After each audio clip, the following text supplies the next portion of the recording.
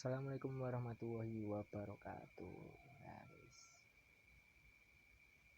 Di zaman kita sekarang ini banyak orang mengeluhkan tentang kesulitan dalam menghafal, guys. Menghafal itu sulit dan lupa terhadap apa yang telah dihafalkan, guys. Kadang sering lupa, guys. Maka dari itu, guys, ini buah karya dari almarhum Habib Muhammad Sa'ad bin Alawi Al-Idrus Al-Yamani, guys. Sering disebut dengan sebutan Habib Sa'ad, guys. Jadi dari Ibnu Sinan dari Muhiroh bin Sabi berkata, barang siapa yang hendak tidurnya membaca 10 ayat, guys. Barang siapa yang hendak tidur itu membaca ayat 10 ayat dari surat Al-Baqarah, guys, maka tidak akan dilupakan darinya Al-Quran di antara 10 ayat tersebut. 4 ayat di awal surat ayat kursi dan 2 ayat setelahnya setelah ayat kursi dan 3 ayat di akhir surat Al-Baqarah, guys. Hadis riwayat Ad-Darimi. Guys, itu salah satunya harus membaca Al-Baqarah, guys, 10 ayat.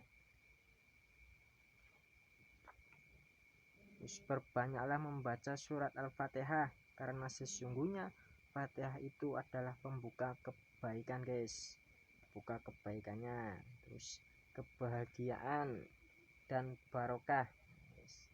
Dan Fatihatullah adalah kalamullah, guys. Rasulullah Shallallahu Alaihi Wasallam itu bersabda, guys.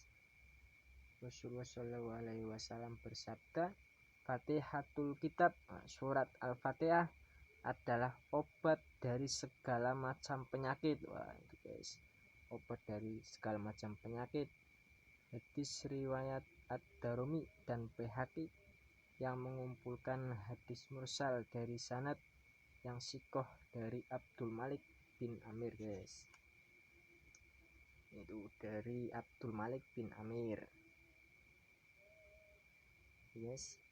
Lanjut, guys. Sesungguhnya Al-Quran itu diturunkan 5 ayat 5 ayat 5 ayat di waktu siang dan 5 ayat di waktu malam, guys.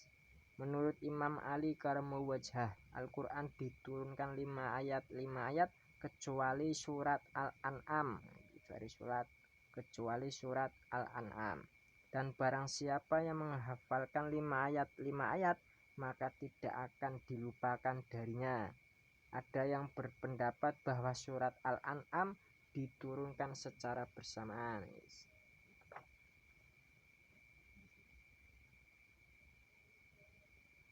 Nah, untuk kuatnya sebuah hafalan, biar hafalannya kuat, guys, itu waktunya itu waktu untuk menghafalkan, yaitu sebelum tidur malam, guys.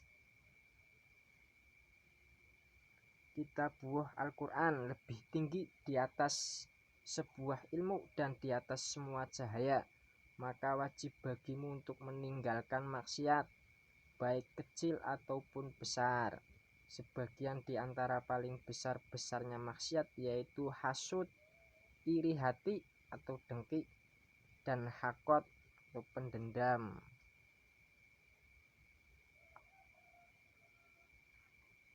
Perkara lain yang dapat menolong dalam menjaga dan menghafal Al-Quran diantaranya adalah adab kita terhadap Al-Quran itu sendiri, guys. Memuliakan dan mengagungkan serta memuliakan tempat di mana kita menghafalkan Al-Quran tersebut. Diam dan mendengarkan ketika ada yang membaca Al-Quran, menyalin ayat-ayat dan mengangan-angan apa yang terkandung di dalamnya. Memuliakan Al-Quran ketika membacanya dan menghafalkannya, dan juga ketika mengambil dan meletakkannya. Begitu juga huzurul kolbi, mengangan-angan bacaan di dalam hati.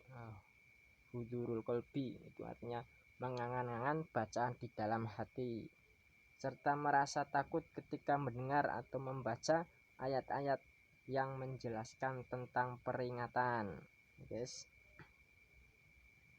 Ketika membaca dan menghafalkan Al-Quran, hendaklah menghadap ke arah kiblat. Dalam keadaan apapun usahakan untuk menghadap ke arah kiblat, karena dengan menghadap ke arah kiblat itu bisa menjadi sebab-sebabnya futuh. Nah, futuh itu apa guys? Futuh itu terbuka hati atau ilmu. Nah, jadi ke futuh, terbuka hatinya atau ilmunya guys, itu futuh. Dihususkan membaca Asmaul Husna. Barang siapa yang membaca Asmaul Husna setiap selesai sholat 100 kali, maka akan dihilangkan darinya sifat pelupa dan kerasnya hati. Yang hatinya keras-keras sering lupa, itu membaca Asmaul Husna setelah sholat 100 kali guys. Oke, sekian itu saja dulu dari saya. Wassalamualaikum warahmatullahi wabarakatuh.